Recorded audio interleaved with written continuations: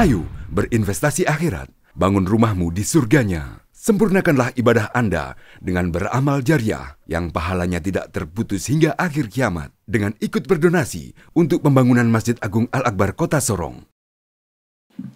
Bismillahirrahmanirrahim. Assalamualaikum warahmatullahi wabarakatuh. Alhamdulillahi rabbil alamin. Wassalatu wassalamu ala asyrafil anbiya'i wal mursalin Sayyidina Muhammadin wa ala alihi wa sahbihi ajmain, amma ba'du. Qala Allah Ta'ala fi kitabihil karim, a'udzu billahi minasy syaithanir rajim. Bismillahirrahmanirrahim. Ya ayyuhalladzina amanu ista'inu bis-sabri was-salat innallaha ma'as sabirin. Sadaqallahul azim. Kebetulan ayat ini tadi Pak Imam ada baca terakhir itu ada. Sebenarnya topik pada malam ini ya sesuai dengan ayat ini, tapi karena saya dihubungi mendadak, ya saya bawa topik yang lain sedikit ya. Tapi nanti terakhir nanti kita bahas. Baik, yang kami hormati orang tua kita, Pak Kiai Pak Uso. Ya, ini sesepuh yang artinya dulu waktu saya tamat SD tahun 74, itu beliau ini sudah mengajar di Kota Sorong di PGA. Saya tamat tahun 74. Tamat SD tahun 74. Nah, begitu sampai di Sorong, sering ya, artinya saya punya kakak-kakak juga sekolah di PGA, sering ketemu. Nah, begitu juga dengan Om, ini pangkat Om. Pak Kadir Buatan ini saya punya pangkat Om di sisi keluarga, ya itu. Jadi perkembangan zaman sampai dengan saat ini ya, alhamdulillah kita mudah-mudahan saya juga mengikuti jejaknya Pak Kiai supaya kita punya usia ini mungkin semakin bertambah. Ya artinya semakin bertambah usia tapi semakin dekat dengan kematian. Itu sudah, ya Pak Kiai ya. Ya baik. Pertama-tama marilah kita, yang pertama dan paling utama marilah kita menaikkan puji syukur kehadirat Allah Subhanahu wa Ta'ala karena atas limpahan rahmat karunia serta hidayahnya sehingga kita di pagi hari ini bisa kembali melaksanakan kewajiban kita, yaitu melaksanakan sholat subuh berjamaah. Insya Allah kita melaksanakan sholat subuh, tentunya malaikat-malaikat selalu melihat kita dan menyertai kita, sehingga pahala kita berlipat ganda insya Allah. Dan kita di dalam perjalanan ke sini ke masjid, bila mana ada terjadi apa-apa pasti ya ada yang membantu, yaitu malaikat-malaikat itu. Insya Allah, amin ya rabbal alamin. Salawat dan taslim kita perbanyak atur kepada junjungan Nabi besar Muhammad SAW, kepada para sahabat, para tabi'in, dan insya Allah kita sebagai pengikutnya harus selalu mengucapkan salawat Nabi, karena insya Allah di yaumil akhir nanti pasti kita akan mendapatkan syafaat darinya di padang mahsyar nanti insya Allah, amin ya rabbal alamin. Baik, pada kesempatan ini ya kita hanya saling mengingatkan saja. Saya menyampaikan topik pembahasan pada malam hari ini, pada subuh ini, yaitu sesuai dengan hadis Nabi SAW, al-jannatu mustaqatu ila arba'ina nafar, mungkin ya begitu ya kurang lebih. Thalil Quran wa hafidil lisan wa mud'imil di'am wa sa'nimi fi syahri Ramadan. Surga merindukan 4 golongan orang yang membaca Al-Quran. Yang pertama itu membaca Al-Quran, menjaga lisan ucapan, memberi makan orang lapar, dan puasa di bulan Ramadan. Ini hadis riwayat Abu Daud dan Tirmizi. Hadis ini hadis sahih yang paling ya artinya tidak perlu diragukan. Ya Pak Imam ya, tidak diragukan hadis ini. Oleh karena itu pada kesempatan ini saya mungkin membahas sedikit, yaitu ya, orang yang gemar membaca Al-Quran, tahlil Quran. Golongan pertama adalah orang yang lisannya senantiasa digunakan untuk membaca kalam Allah Subhanahu wa taala setiap waktu dan kesempatan yang ada, bahkan saat lapang maupun sempit. Ya, iya, memang kita harus selalu membaca Al-Quran, bukan hanya di dalam bulan Ramadan. Kalau bulan Ramadan pahala berlipat ganda, tapi di luar Ramadan kita harus membaca supaya hati kita selalu tenang, tentram. Saya mengutarakan beberapa waktu yang lalu bahwa ketika mungkin saya tetangga dengan Pak Imam begitu membaca Al-Quran, saya dalam keadaan yang mungkin ada permasalahan sedikit, tapi begitu mendengar Al-Quran yang Pak Imam, apalagi suaranya Pak Imam merdu, pasti saya akan tenang, insya Allah, pasti. Itu sudah, itu di mana-mana. Dan kejadian yang terjadi beberapa puluh tahun yang lalu, itu salah seorang pekerja di Arab Saudi, pekerja tambang. Begitu dia sampai di Arab Saudi, dapat jodoh dengan seorang perempuan dari Arab Saudi, tapi ketika pada waktu-waktu tertentu dia selalu pulang ke Amerika, dia warga negara Amerika. Tapi begitu sampai di Amerika dia menderita penyakit dalam, yaitu di sekitar jantung. Jadi akhirnya dibedah. Ini kejadian yang terjadi ini. Akhirnya Profesor Doktor, ada nama Charlesnya, terus nama panjangnya itu saya maaf saya kurang hafal. Dia yang melakukan pembedahan. Pada waktu pembedahan, yaitu istrinya ini selalu membaca surat Yasin ketika pada waktu pembedahan. Dia baca itu, malah Profesor Dokter ini marah. Dia marah. Wah, jangan ribut, dia bilang jangan ribut. Tapi karena saking dia baca terus dia marah, dia malah bungkam, artinya tidak bisa melanjutkan operasi bedanya. Langsung dia marah, tapi karena ibu ini dengan suara yang lantang, suara yang merdu, dia merasa tiba-tiba terharu. Terus dia ke sana mendekati ibu. Baca ayat ini ada artinya di bahasa Inggris ada, dia bilang ada. Padahal pada saat terakhirnya itu dia baca itu innama amruhu idza arada syai'an ayyakula lahu kun fayakun. Di situ dia lihat dari arti ayat itu, akhirnya dia buka dari awal dia wah berarti saya coba, walaupun saya ini dalam keadaan masih ini ya, artinya golongan lain lah istilah. Tapi dia menyadari, akhirnya dia wah coba saya mungkin mengamalkan ini sedikit menghayati. Begitu dia kembali operasi ini, terus ini pasiennya ini langsung bergerak. Ya itulah yang ya, mungkin hidayah lah.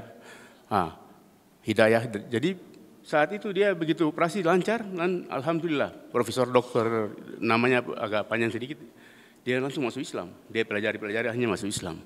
Dan di situ yang mengadakan penelitian tentang Profesor Dokter yang beberapa dari negara-negara Amerika, Inggris, itu adalah orang dari Jawa Barat. Dia yang mengadakan penelitian. Dia doktor. Namanya Asep Syarifuddin kalau tidak salah itu. Dia yang mengadakan penelitian.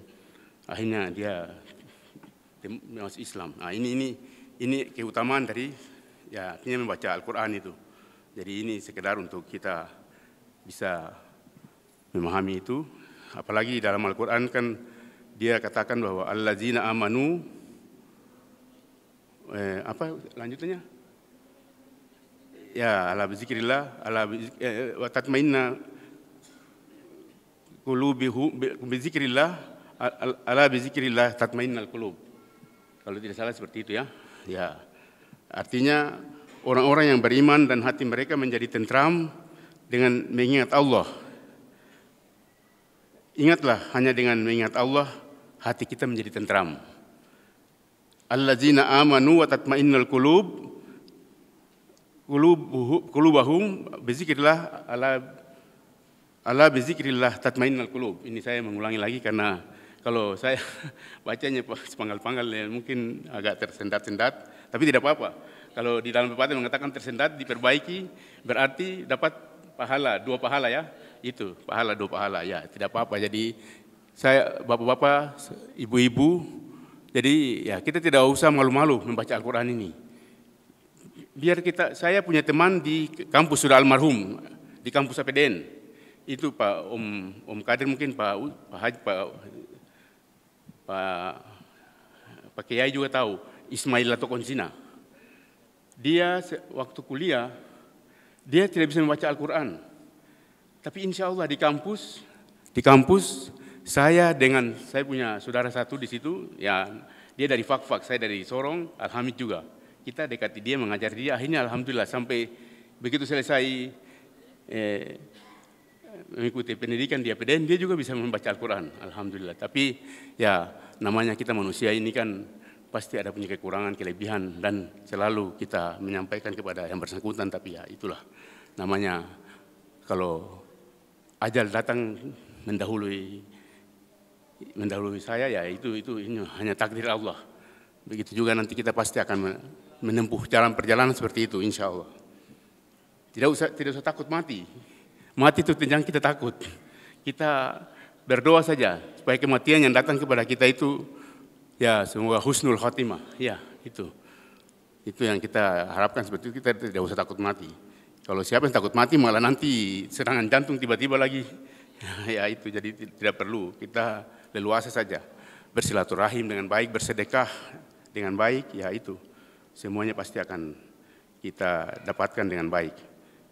Kemudian ini saya singkat saja, yang kedua, orang yang selalu menjaga lisannya dari berkata kotor, jadi mencaci maki dan menghujat. Ini jangan kita menghujat orang lain. Walaupun orang itu mungkin berbuat kesalahan, kita tidak usah menghujat dia, tapi mari kita berdoa supaya orang itu, tetangga kita yang mungkin tadinya hidupnya ini, ya kita berdoa mudah-mudahan Allah memberikan petunjuk kepada dia supaya dia kembali menjadi orang yang baik.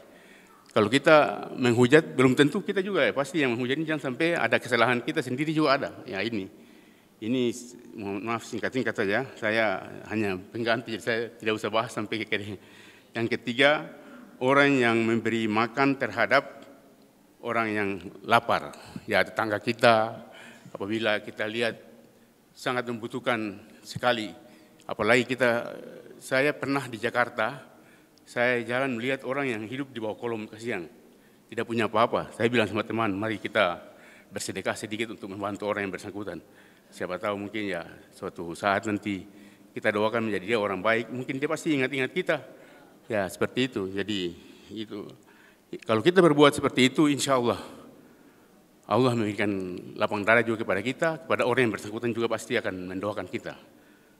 Kemudian yang keempat, orang yang berpuasa di bulan Ramadan. Ini yang sekarang kita hadapi ini, kita berbanyak amal puasa, karena puasa ini jangan sampai kita salah ngomong sedikit saja, nilai puasa kita sudah berkurang di mata Allah. Karena puasa ini yang menilai langsung kan Allah yang langsung memberikan ganjaran. Lain kalau kita batalkan puasa, membatalkan diri sengaja, itu berarti itu juga lain lagi. Persoalannya lain lagi kalau kita sengaja membatalkan diri. Dan ini saya alami sendiri Pak Imam. Saya waktu di SMP, itu saya pernah berbohong kepada, saya pulang, saya bikin diri itu seolah-olah saya puasa. Ini jujur saja, dengan seolah-olah saya puasa, padahal saya tidak puasa. Tapi itu membohongi diri. Tapi saya banyak istighfar. Setelah saya sudah berumur, sudah menanjak besar, saya banyak beristighfar karena saya sudah membohongi orang tua saya bilang bahwa saya puasa. Karena puasa ini yang melihat hanya Allah saja yang tahu. Ya itu. Jadi ya begitu saya usia sudah berlanjut ya harus banyak istighfar. Kemudian saya kira itu penyampaian singkat dari saya. Dan tadi ayat yang tadi sebenarnya itu kaitan dengan kesabaran, sabar orang yang sabar, ya ayyuhallazina amanu sta'inu bis-sabri was-salati innallaha ma'as-sabirin. Hai orang-orang yang beriman, jadikanlah sabar dan salat sebagai penolongmu. Sesungguhnya Allah beserta orang-orang yang sabar. Itu tadi ayat yang tadi dibacakan oleh Pak Imam tadi. Ya baik, sebelum saya, karena tadi di dalam sholat subuh tadi belum ada doa, jadi ya mungkin saya berdoa sedikit, boleh ya Pak Uso, Pak Haji.